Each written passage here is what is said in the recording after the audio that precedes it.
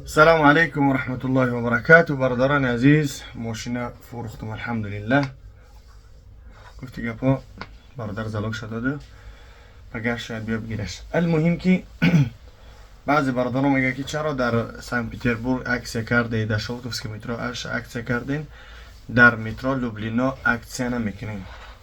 پیروز هم گفتی گپا فرار رسید که عکس کنین. هر کسی که حجامه میرود مترو لوبلینا عکس رفته استای یک تا اپاراتی جانتوفکا کردن ریشت برای اونها توفه کرده میشه و یک چیز دیمش کسی که میروه برای اونها یک تا جای نماز بهترین برای نماز خواندن چند سوید داره، یعنی چند رنگ داره، برای همونها توفه کرده میشه.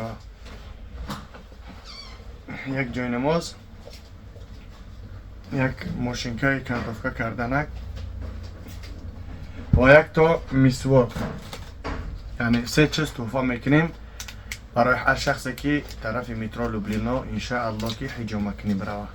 رقم ها در روی اکران میتونید که انشاءالله زنگ بزنین و یگان برادر تاجیکی باشه که ماشین بیزنس قطعی باشه، یعنی یگان ماشینی انشاءالله که توسعه داده بتونه برای خرید فروش انشاءالله که یک بگیم علاقه برای سیویز ببرای انشاءالله که با یگان ماشین دیگه مگرم که بخرین پیاده نگردین یه با قیمت در امان یالله باشین. برای ماشین بسیاری ها زنگ بزنن.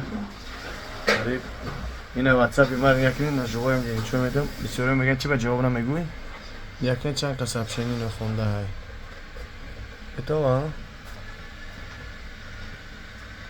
یعنی 876 تا سبشنی بعد میگن که چی به جواب نمیدم بس پید نمیکنم از همون خاطر سکه دست میگم به قدر استطاعت کوشش میکنم. رقم ها برای حجامه لوبلینا اینه ها زنگ بزنید. فی امان الله. السلام علیکم.